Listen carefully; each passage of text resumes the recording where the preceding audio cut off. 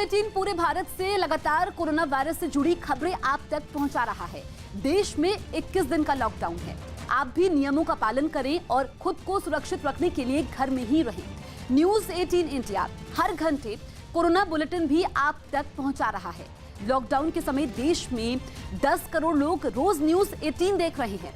News 18 पर भरोसा करने के लिए हम अपने करोड़ों दर्शकों का धन्यवाद करते हैं। साथ ही इस मुश्किल घड़ी में अपने उन reporter, video journalist, design team और सपोर्ट स्टाफ के हौसले और जज्बे को भी सलाम करते हैं, जो देश के चप्पे चप्पे से आप तक हर खबर लगातार पहुंचा रहे हैं। पीएम नरेंद्र मोदी आज सुबह 9 बजे कोरोना पर देशवासियों को संदेश देंगे। पीएम मोदी कोरोना के बढ़ते खतरे पर यह संदेश एक वीडियो के जरिए देंगे। इससे पहले भी पीएम मोदी कई बार देश के लोगों से कोरोना पर बात कर चुके हैं। यही नहीं, मन की बात में भी पीएम मोदी ने देश के लोगों से कोरोना के खतरे और उससे बचने के उपायों पर बात की थी। पीएम मोदी कोरोना से बचने के लिए लगातार लोगों से लॉकडाउन का पालन करने और सोशल डिस्टेंसिंग बनाए रखने की अपील कर रहे हैं। तो 9 बजे पीएम का ये वीडियो संदेश है जिसका इंतजार बेसब्री से लोग कर रहे हैं। 1 घंटे से भी कम का समय बचा है और इससे पहले 29 मार्च को उन्होंने मन की बात की थी। 25 मार्च को वीडियो कॉन्फ्रेंसिंग के जरिए वाराणसी के लोगों से बातचीत की थी। इससे पहले 24 मार्च को रात 8 बजे देश के नाम संबोधन में उन्होंने लॉकडाउन का ऐलान किया था और इससे पहले 19 मार्च को अपने संबोधन में 22 मार्च को जनता कर्फ्यू की अपील की थी।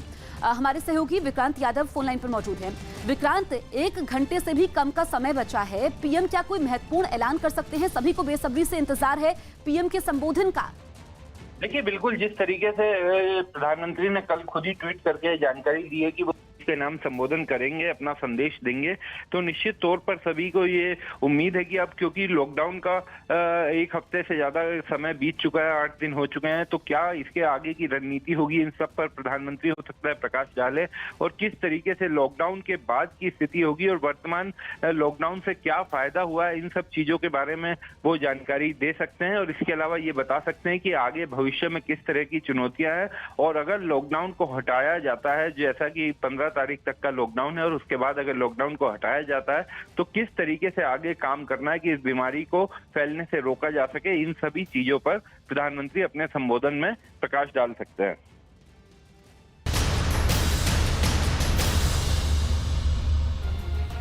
महाराष्ट्र के लातूर में मॉर्निंग वॉक के लिए निकले 120 लोगों के खिलाफ पुलिस ने केस दर्ज कर लिया। कोरोना वायरस को फैलने से रोकने के लिए पूरे देश में लॉकडाउन लागू है और लोगों से घरों में रहने की अपील की जा रही है। लेकिन इसके बाद भी शहर में कई लोग सुबह के वक्त घर से बाहर टहलने निकल गए, जिसके बाद पुलिस ने बाहर घूम रहे 120 लोगों को पकड़ लिया और उनके खिलाफ लॉकडाउन तोड़ने का केस दर्ज कर लिया। पकड़े गए सभी लोग शिवाजी नगर पुलिस स्टेशन के बाहर सड़क के किनारे थोड़ी थोड़ी दूरी पर बैठे दिखाई दिए, जबकि पुलिस का एक जवान उनकी जानकारी लेता दिखा। सड़क पर बैठे कई लोगों ने हाथों में पर्चे पकड़ रखे थे, जिनमें एक पर्चे पर मराठी में "मैं लातूर का दुश्मन हूँ, मुझे लातूर की चिंता नहीं है" लिखा नजर आया। इस बीच वहाँ मौजूद पुलिस के एक अधिकारी लोगों को समझाते दिखे। साठी बाहेर फिरत असतील, परत एकदा सांगतो, तुमच्या सर्व नोंद घेतलेल्या आहेत। पुढे जर बाहेर फिरलं तर नाईलाजाने तुम्हाला जेलमध्ये टाकावं लागेल। बाद में पुलिस ने पकड़े गए सभी लोगों को लॉकडाउन का पालन करने और घरों में रहने की शपथ दिलाई। यही नहीं, पुलिस ने इस बात की भी हिदायत दी कि दोबारा लॉकडाउन के दौरान बाहर पकड़े गए तो उन्हें जेल भेज दिया जाएगा। शिक्षक असतील, प्राध्यापक असतील, वकील असतील आणि काही ते मतलब पॉलिटिशियन्स असतील, ते सकाळी बाहेर पडतो असे कोणालाही काही परवानगी दिले नसताना ते विशेष करून असे बाहेर पडतात। पुलिस ने जिन्हें पकड़ा था उनमें कई लोगों ने मुंह पर कपड़ा बांध रखा था, जबकि कई लोग मास्क पहने हुए थे। लेकिन वहां मौजूद पुलिस वाले न तो मुंह पर कपड़ा बांधे दिखे और न ही मास्क लगाए नजर आए। गाजियाबाद के सरकारी अस्पताल में भर्ती तबलीगी जमात के लोगों के बदसलूकी करने पर पुलिस ने केस दर्ज कर लिया है। अस्पताल प्रशासन ने पुलिस में वहां भर्ती तबलीगी जमात के लोगों के खिलाफ शिकायत दी थी कि ये लोग अस्पताल के स्टाफ के साथ बदसलूकी कर रहे हैं। आरोप है कि अस्पताल के आइसोलेशन वार्ड में भर्ती इन लोगों ने वहां अश्लील हरकतें की, अस्पताल के स्टाफ से बीड़ी सिगरेट की मांग भी की। बाद में कोरोना के संदिग्ध सभी तबलीगी जमात के लोगों को दूसरे अस्पताल में शिफ्ट किया गया। थाना कोतवाली पर एक तहरीर प्राप्त हुई जिस पर ये अनुचित व्यवहार करने, अश्लील इशारे करने, बदतमीजी करने, दवाइयां ना खाने और स्टाफ की बात ना सुनने, इस तरह के आरोप लगाते हुए मुकदमा पंजीकृत करने का आग्रह किया गया था। ये सभी आरोप वहां पर आइसोलेशन वार्ड में स्थित जो व्यक्ति थे उनके विरुद्ध किया गया था, लगाए गए थे आरोप। इस पर एफआईआर दर्ज की गई है और विवेचना प्रचलित कर दी गई है। जो विवेचक हैं उसको निष्पक्षता के आधार पर, साक्ष्यों के आधार पर और त्वरित इसमें जांच करने के लिए और साक्ष्य इकट्ठा करके इसका सफल निस्तारण करने हेतु आदेशित कर दिया गया है। दीपक बिष्ट हमारे सहयोगी फोन लाइन पर मौजूद हैं। दीपक, काफी गंभीर ये मामला है, पुलिस ने केस तो दर्ज कर लिया है, लेकिन नई चुनौती है ये पुलिस के लिए। बिल्कुल निश्चित तौर पर जसप्रीत, क्योंकि जिस तरह से लगातार शिकायत मिली थी और 1 तारीख को ये लोग यहाँ पर एडमिट हुए थे, जिसके बाद इन्हें क्वारंटाइन करना था, उनका सैनिटाइज करना था और इसको लेकर जब स्टाफ वहाँ पर का काम कर रहा था तो इन लोगों की भद्दी जो कमेंट से और दूसरा डिमांड करना, वो नशे की चीजें मांग रहे थे स्टाफ से और कई सारी बर्ताव को लेकर वहाँ पर स्टाफ ने शिकायत की थी, जिसके बाद सीएमओ ने पुलिस को अवगत कराया, जिसके बाद एक दिन पहले रात तक लगातार अधिकारी इस पूरे मामले में जांच कर रहे थे। बहरहाल सभी जो 6 आरोपी है उनको अलग रखा गया है क्वारंटाइन के लिए और उनके खिलाफ ही मामला दर्ज हुआ है। बाकी दूसरे लोगों पर भी नजर रखी जा रही है। जी। जयपुर के पुराने शहर में 7 और कोरोना पॉजिटिव मरीज मिलने के बाद सख्ती बढ़ा दी गई। कोरोना का खतरा बढ़ता देखकर प्रशासन ने इस पूरे इलाके को सील कर दिया और महिला पुलिस ब्रिगेड को भी सड़कों पर उतार दिया। निर्भया स्क्वाड में शामिल ये 80 पुलिसकर्मी जयपुर के पुराने शहर के इलाके के चप्पे चप्पे पर नजर रखेंगी। इन लोगों को हमने स्मार्ट कॉप बनाया है, जो कि खास तौर पर महिलाओं की, बुजुर्गों की और बच्चों की सुरक्षा के लिए काम करती हैं। कोरोना के लिहाज से ये इलाका बेहद खतरनाक है, जिसकी वजह से कर्फ्यू के दौरान पुलिस ने जरूरी सेवाओं से जुड़े लोगों की भी कड़ी जांच की और ड्रोन के जरिए पूरे इलाके पर नजर रखी।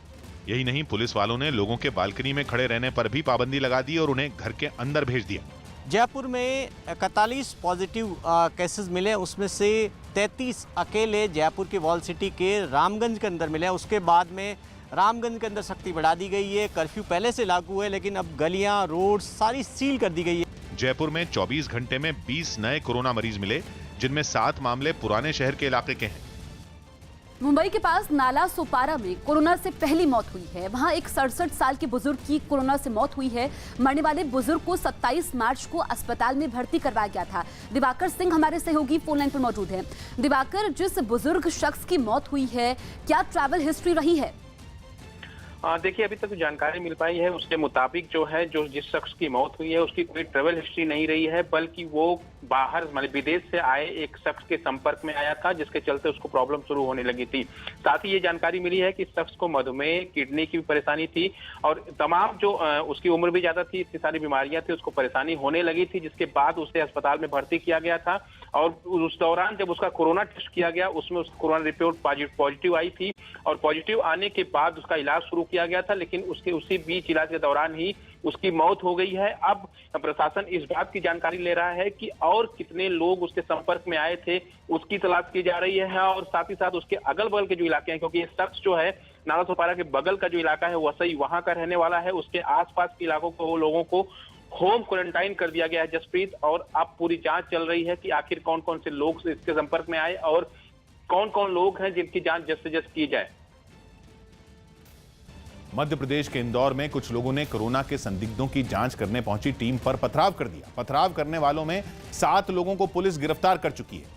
घटना उस वक्त हुई जब इलाके में 2 दिन पहले हुई एक कोरोना मरीज की मौत के बाद स्वास्थ्य विभाग की टीम उसके रिश्तेदारों की जांच करने पहुंची, लेकिन जांच में सहयोग करने के बजाय इलाके के लोगों ने स्वास्थ्य विभाग की टीम पर हमला बोल दिया। भीड़ के बीच से पहले एक डॉक्टर किसी तरह जान बचाकर भागा और उसके पीछे दूसरी महिला डॉक्टर ने भी दौड़ लगा दी। उनके निकलते ही लोगों ने पथराव तेज कर दिया। इलाके के एक आदमी ने अपने मकान की बालकनी से घटना का वीडियो बनाया, जिसमें कई लोग स्वास्थ्य विभाग की टीम पर पथराव करते नजर आए। बताया गया कि इस घटना में दोनों डॉक्टरों को मामूली चोटें आईं। साथ में तहसीलदार सर भी थे, वो अच्छा हुआ और पूरी पुलिस फोर्स भी थी, सो दैट्स व्हाई हम लोग बच के आ गए, अदरवाइज बच नहीं सकते थे। पथराव रुकने के बाद पुलिस ने वहां के लोगों को समझाने की कोशिश की, लेकिन गुस्साए लोग इस बात पर अड़े रहे कि वो किसी को भी इलाके में घुसने नहीं देंगे।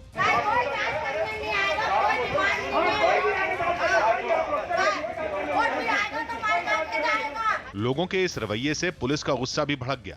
फिर पुलिस के सख्त तेवर देखकर लोग भी नरम पड़ गए। हम आपके हाथ जोड़ कर रिक्वेस्ट करेंगे, जब तक हम आपसे निवेदन नहीं कर रहे, आप कृपया किसी को यहाँ से लेकर मत जाइए। पुलिस और लोगों के बीच काफी देर तक बहस होती रही और आखिरकार पुलिस उन्हें समझाने में कामयाब रही। क्या आप लोग लोगों को साथ में रखते? हाँ, 2 आदमी साथ रहे लोकल के, ठीक है ना, ज्यादा बेटर रहेगा। हालात पर काबू पाने के बाद पुलिस के साथ स्वास्थ्य विभाग की टीम ने अपना काम शुरू कर दिया, लेकिन तब तक डॉक्टरों पर हमला करने वाले लोग कई लोगों के निशाने पर आ गए। इंदौर के रहने वाले मशहूर शायर राहत इंदौरी ने स्वास्थ्य विभाग की टीम पर हुए हमले की कड़ी निंदा की। खुदा के लिए सोच समझकर कदम उठाएं। वो लोग जो आपके पास आ रहे हैं, आपकी मदद के लिए आ रहे हैं, डॉक्टर्स, हेल्थ ऑफिसर्स, पुलिस, ये सब हमारे मददगार हैं। इनकी मदद आप अगर करेंगे तो वक्त कल हमारी मदद करें। मध्य प्रदेश के मुख्यमंत्री शिवराज सिंह चौहान ने भी इंदौर की घटना पर नाराजगी जताई। उन्होंने आरोपियों पर कड़ी कार्रवाई का भरोसा भी दिया। पीड़ित मानवता को बचाने के लिए आपके काम में अगर कोई बाधा डालेगा तो सख्त से सख्त कार्रवाई होगी, किसी कीमत पर नहीं छोड़ेंगे। वहीं मुंबई के धारावी इलाके में पुलिस ने लॉकडाउन का पालन कराने के लिए सख्ती दिखाई तो कुछ लोगों ने पत्थरबाजी शुरू कर दी। ये घटना वहां एक दिन पहले हुई जिसमें एक आरोपी की गिरफ्तारी हो चुकी, जबकि घटना का जो वीडियो वायरल हुआ उसमें कई लड़के पुलिस पर पथराव करते नजर आए। पुलिस के मुताबिक इलाके में लॉकडाउन का पालन नहीं हो रहा था। कार्रवाई के लिए कई जवानों को इलाके में भी भेजा गया, लेकिन भीड़ में कुछ लड़कों ने उन पर पथराव कर दिया। वायरल वीडियो में पथराव कर रहे लड़के गाली गलौज करते भी सुने गए। कुछ ने पुलिस पर मारपीट का भी आरोप लगाया। धारावी में हुई इस घटना के मामले में पुलिस ने 9 लोगों के खिलाफ एफआईआर दर्ज कर ली। अलीगढ़ में लॉकडाउन के बीच मस्जिद में भारी भीड़ इकट्ठी होने की खबर पर पहुंची पुलिस की टीम पर पथराव किया गया। पुलिस ने जैसे ही लाउड स्पीकर से लोगों को मस्जिद खाली करने को कहा, उन पर पथराव शुरू हो गया। पथराव में कई पुलिसकर्मी घायल हो गए, जिन्हें अस्पताल में भर्ती करवाया गया। इसके बाद पुलिस ने भी मस्जिद में जमा हुई भीड़ को खदेड़ा, उसे खाली करवाया। थाना बन्ना देवी के अंतर्गत रघबीरपुरी चौकी में एक मोहल्ला तकिया पड़ता है, वहाँ एक मस्जिद पे कुछ लोग इकट्ठा होकर नमाज पढ़ रहे थे। इस सूचना पर पुलिस मौके पे गई। पुलिस ने उन लोगों को समझाने का प्रयास किया। इस पर वो लोग उग्र हो गए और उन लोगों ने पुलिस पार्टी पर पथराव किया और पुलिस के साथ इन लोगों ने मारपीट करने की कोशिश की। कोरोना वायरस के बढ़ते खतरे के बीच शरीर के तापमान की जांच करने वाली मशीनों की बढ़ी कीमतों से निजात पाने के लिए नौसेना ने भी तैयारी कर ली। जानकारी के मुताबिक नौसेना ने इंफ्रारेड किरणों पर आधारित शरीर का तापमान मापने वाली मशीन बना ली। सिर्फ 1000 रुपए में बनाई गई ये मशीन किसी भी आदमी को बिना छुए दूर से ही उसका तापमान बता सकती। इस मशीन को बनाने के लिए नौसेना ने अपने पास मौजूद उपकरणों का ही सहारा लिया है। बताया गया कि नौसेना के डॉकयार्ड में रोजाना 20,000 से ज्यादा लोग जाते हैं, जिनकी जांच के लिए इस तरह की कई मशीनों की जरूरत पड़ती है। पुलिस ने यूपी के आगरा में छापा मारकर 1800 लीटर सैनिटाइजर जब्त किया है। पुलिस और प्रशासन की टीम को खबर लगी कि एक कारोबारी ने अपने घर में भारी मात्रा में सैनिटाइजर जमा करके रखा है। खबर मिलने के बाद पुलिस और ड्रग्स विभाग की टीम ने वहां छापेमारी की। छापेमारी में 1800 लीटर सैनिटाइजर बरामद हुआ। कोरोना वायरस के कारण से सैनिटाइज़र की डिमांड बहुत सारी है मार्केट में। हम लोगों ने इसी सूचना पे हम यहाँ पे एसीएम प्रथम के साथ और यहाँ पे ड्रग इंस्पेक्टर की टीम के साथ यहाँ पे आए और यहाँ पे देखा गया कि 1800 लीटर से ज़्यादा इन्होंने होल्ड कर रखा है। जिस जगह पे ये होल्ड कर रखे थे वो गोदाम नहीं है बल्कि एक घर है और जहाँ पे ये नहीं कर सकते थे ऐसा, ड्रग टीम द्वारा आगे की कानूनी कार्रवाई की जा रही है।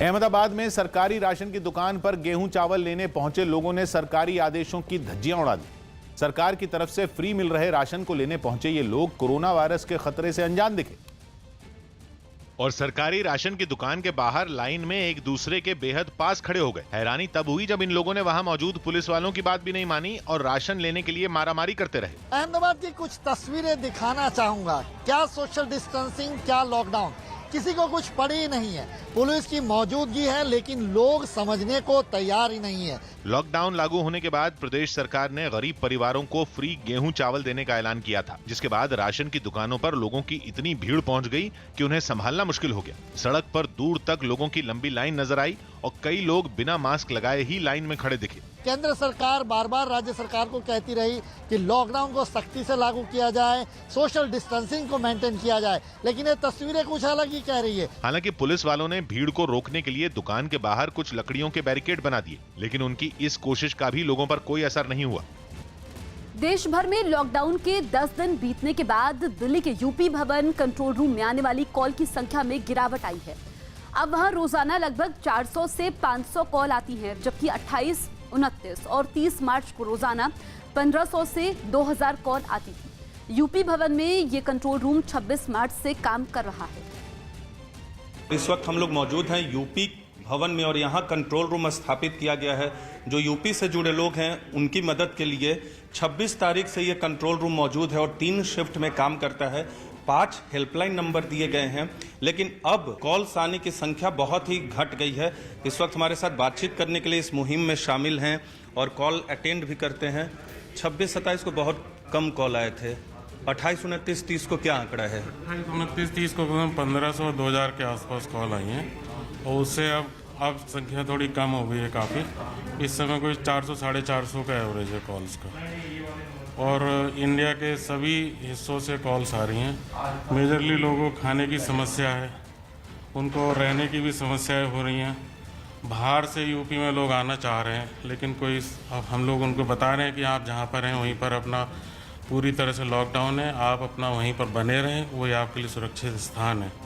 खाने के लिए खाने की समस्या है तो हमारे पास यूपी के नोडल अधिकारियों के नंबर हैं, वो हम उनको प्रोवाइड करा रहे हैं। हमारा पूरा प्रयास है कि हम जितना लोगों को समझाएं, उनको जितनी सुविधाएं दे सकें, हम तक उनको पहुंचाने का प्रयास कर रहे हैं। तो पहले लोगों की समस्याएं ये थी कि अपने घर वो पहुंचे, लेकिन अब जो है जहां हैं वहीं रह रहे हैं, क्योंकि समझाया जा रहा है कंट्रोल रूम की तरफ से और खाने की व्यवस्था की जा रही है, मेडिकल असिस्टेंट दिया जा रहा है अलग अलग राज्यों में और खुद यूपी के प्रदेश में भी। लेकिन अब जो है कॉल्स की संख्या काफ़ी घट गई है। जो शुरुआती दिनों में 1500 से 2000 के बीच प्रतिदिन कॉल आ रहे थे, अब सिर्फ घटकर 400 के आसपास रह गए। लॉकडाउन के दौरान दिल्ली में जेएनयू से बाहर निकलने की जिद कर रहे एक छात्र का वीडियो इंटरनेट पर वायरल हो गया। वीडियो में छात्र सुरक्षा कर्मियों को उन पर खांसने की धमकी देता दिखा, जबकि सुरक्षा कर्मी उसे वापस उसके हॉस्टल में भेजने की कोशिश करते दिखे। वीडियो में छात्र जेएनयू के मुख्य गेट पर बैठा दिखा और जब सुरक्षा कर्मियों ने उसे हटने को कहा तो वो उन पर खांसने की धमकी देने लगा।